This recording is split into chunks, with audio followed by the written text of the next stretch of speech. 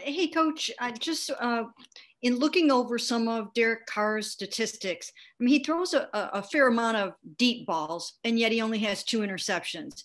So, what's kind of going right with him in that regard this season? I think first and foremost, their run game. They have some good players at all positions. Their offensive line is big. So I think just the threat of the running game, people getting in 8-man fronts and doing different things to stop the run is putting them in, good positions when they are throwing the ball deep. And they have it packaged very well, and they're doing a nice job with it. What else is he doing really well this year to get to the point where he's third in the NFL in rating? Yeah, I think he's more comfortable in the offense. He's been with Coach Gruden for a while. I think they've kind of found out what they really want to do with the system. There's a lot of different things they do, from play action to drop back pass to RPOs. It's very, I guess, versatile in terms of what they're able to do with their whole offensive scheme. And I think he's just comfortable with it now. Okay, thank you. Mm-hmm. Thank you, Mary Kay. Scott Petrick, you're up. Hey, Coach. First of all, do you expect Myles to be okay for Sunday? Yeah, actually, I'm waiting to find out. I mean, that's what I'm hoping for, and I'll find out a little bit later on what's going on. And let's assume that he is out there. How much do you need to help him with the pass rush? It feels like he's kind of the only guy getting a bunch of sacks for you. Do you need other guys to step up? Yeah, we would like to, it's not always the sacks. To be honest with you, it's really the pressure on the quarterback, moving them off the spot, getting them to throw the ball a little bit quicker, and I feel like we've done that.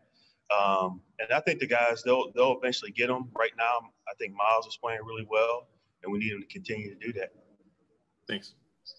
Thank you, Scott. Nate Ulrich, you're up. Hey, Coach. It seems like Myles produces wherever you put him, if you move him around and stuff. So just wondering if he were at right end more, do you think it would unlock something if Vernon went to the other side? I mean, although Myles produces wherever he's at, could other guys, if you mix it up, benefit? Yeah, we have done that. Coach Kiffin does a nice job with the defensive line, just in terms of coming up with different games that they're running, different alignments to try to create matchups for us. So we've moved Myles around, but we move other guys around too, whether it's right side, inside. So we're going to continue to do that, and then hopefully, we get some more sacks. What did you just think of Myles' month of October? He won the Player of the Month, obviously. Yeah, he's playing really well. I think he's comfortable with what we're doing. We've had several games where we're running similar things. The pieces may be different, the call may be a little bit different, but I feel like he's getting more comfortable. We're getting some of the matchups we want, some of the protections we want. So hopefully he continues on that track. It's good for everybody, the whole team. Thank you, Nate. George Thomas will have our next question. Hey, Coach, I was wondering, how much attention do you guys have to pay to Darren Waller, and what does he do to open up the rest of their passing attack? Had to pay a lot of attention to him. Anytime we have a dynamic tight end, it's always who's going to match up against them. So you have to have awareness, and you really have to put together your defensive schemes to account for him. So he creates a problem, for every team they play against. So I feel like we have a nice plan, and we have different ways to try to cover them. Thank you. Thank you, George. Jeff Shadell, you have our next question.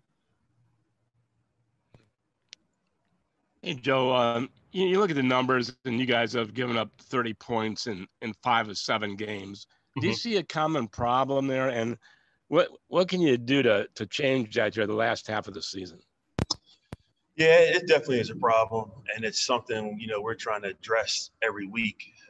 But it really comes down to, for me, first and foremost, I want to make sure I'm putting them in the best cause I can to give them an opportunity to make plays.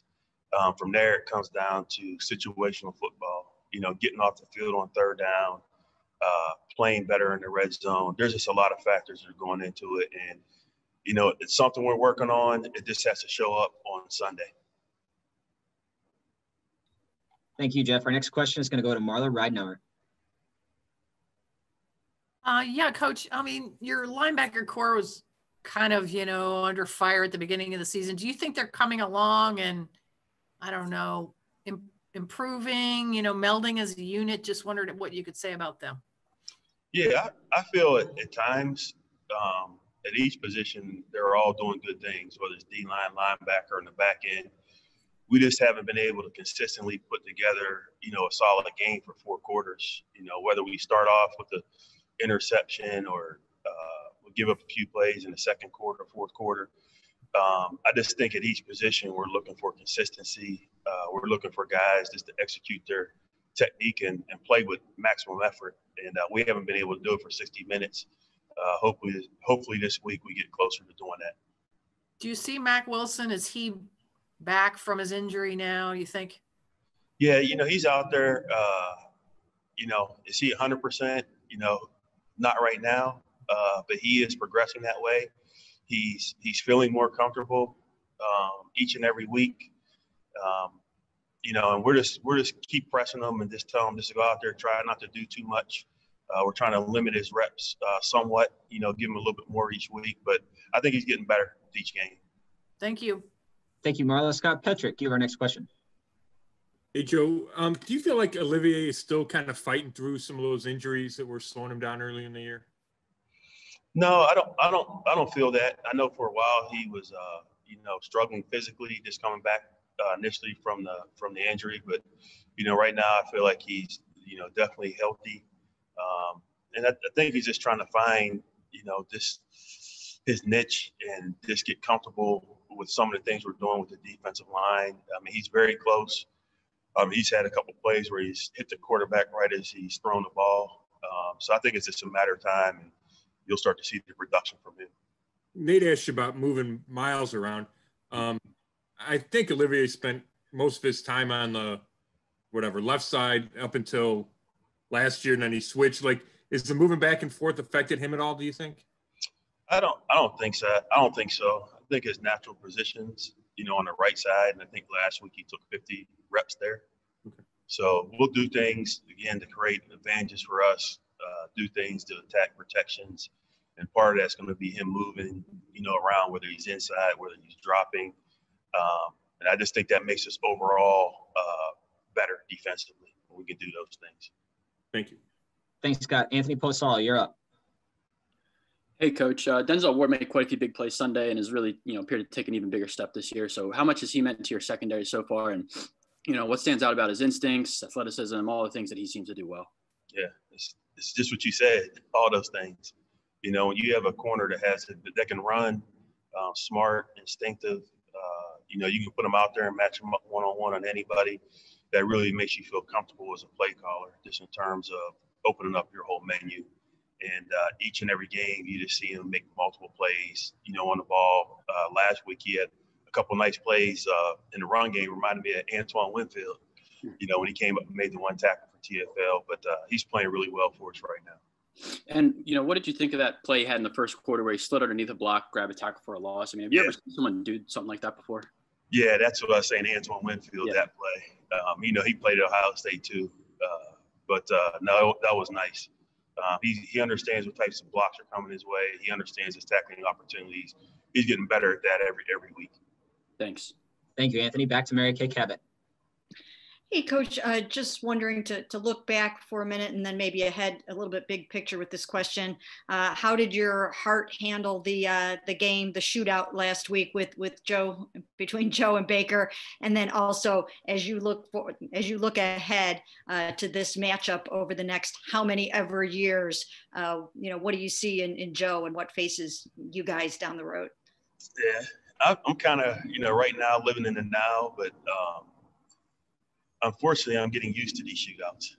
We need to do it the other way, where, we play a little bit better and keep the points low. But obviously, Joe Burrow is a good quarterback just based on the 2 games that we played against him. He's going to be around for a long time in this division. So it's something you're going to have to deal with, at least 2 times a year. But again, hopefully, it's more about the whole defense, not just the DBs or the D-line. But when you play guys like that, you have to play well at all levels to have success. Do you think that shootout might serve you well in case you get into another shootout this Sunday at home? Yeah.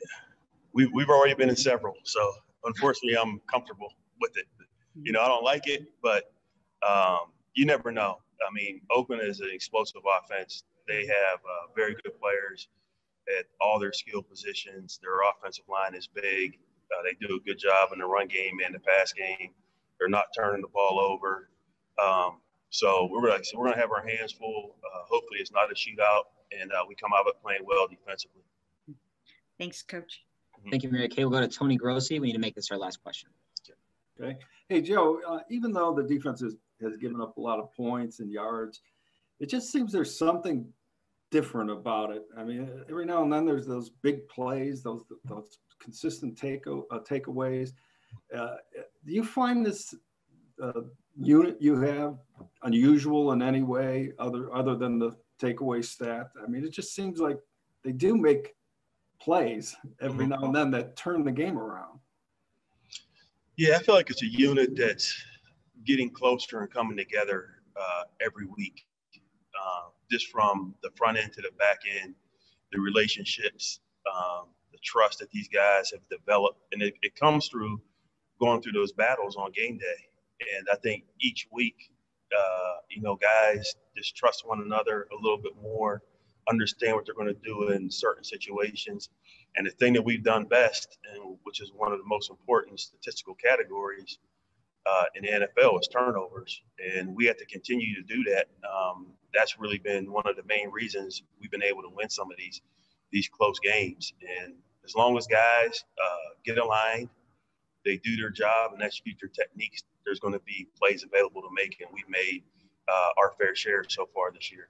And one last thing about Porter Gustin, kind of he flashed early. It looks like he ran out of gas. What's up with him? No, it's still part of the rotation. Sometimes based on what we're doing defensively, he may get more reps than other weeks. That's something we talk about at the beginning of the week. But this is a good game for him, so he'll be more along his normal rep count. That's what we're anticipating. But he does it the right way, and he plays hard. And